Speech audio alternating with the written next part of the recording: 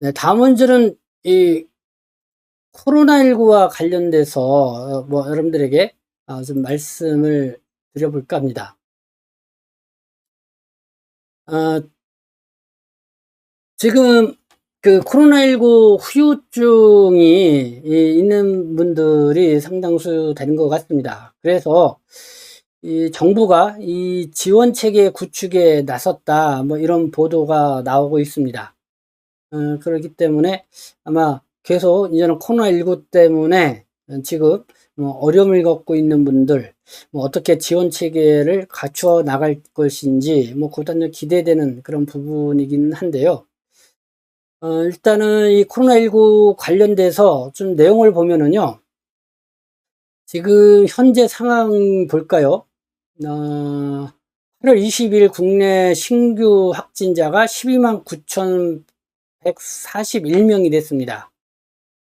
그래서 19주 만에 이 최다치를 기록했다. 뭐 이런 보도가 있고요. 어, 그리고 또 위중증 환자가 지금 84명 사망자가 이렇게 발생을 했고, 그래서 113일 만에 가장 많고, 그리고 위중증 환자도 다시 500명대로 이렇게 올라섰다. 이런 내용입니다. 이게 되게 이제 위중증, 특히 이 사망자, 이 84명으로 늘어 113일 만에 가장 많았다고 하는데, 이 70대 이상 이 고령층에서 이렇게 사망자가 대부분 발생했다. 이런 보도입니다. 그래서 이 방역 당국은 이들 고위험군의 응급 상황에 대비해서 이번 주말부터 이 수도권의 이 당번 병원 운영을 시작했다. 뭐 이런 내용입니다. 네, 경향신문이 보도했습니다. 이 탈모, 만성피로, 호흡곤란, 늘어나는 이 만성 코로나19 후유증에 지원체계 구축 나선 정부. 그래서 올 이 하반기부터 2025년 12월까지 3년간의 이 추적조사를 실시한다. 그리고 이제 국민건강보험공단 이 자료를 활용을 해서 단기조사를 병행을 한다. 이렇게 발표를 했지만 이 전문가들은 연구 착수라든가 발표 시점이 너무 늦었다는 이런 평가도 나오고 있다. 이렇게 보도를 하고 있습니다. 이달 초 이 코로나19 확진된 A씨의 이런 뭐 여러 가지 또 상황들을 이렇게 언론에서는 이렇게 후유증 때문에 시달리는 사람들 이렇게 좀 보도를 하고 있습니다. 내용을 보면은요.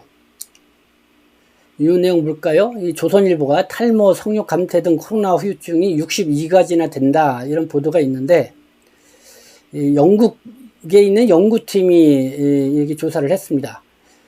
그러니까, 지난 8월 2일 국제학술지 네이처 메디신에 이렇게 보도 내용에 인용해서 보도를 했는데, 영국에 있는 이 버밍엄 내 연구팀이요. 2020년 1월부터 2021년 4월까지 영국에서 이 코로나에 확진된 총 48만 6,149명과 확진되지 않은 194만여 명이 나타난 각종 증상을 대조 분석을 했다고 합니다.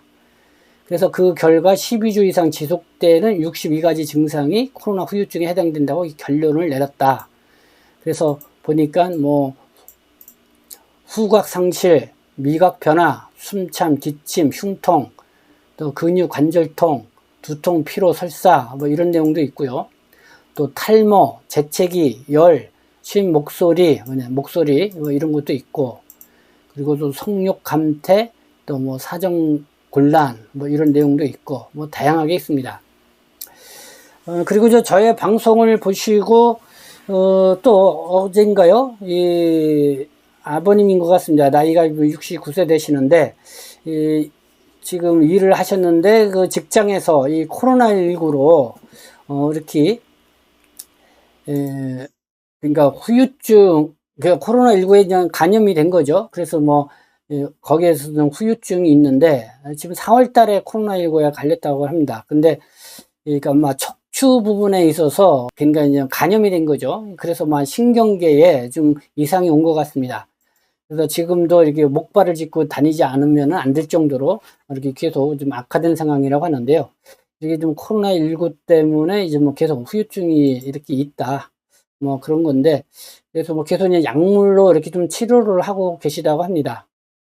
네. 그러니까 지금 코로나19가 다시 재유행이 이제 강화되고 있는 이런 시점인 만큼, 우리가, 좀 각별히 이 주의를 해야 되지 않나, 이런 내용이고요.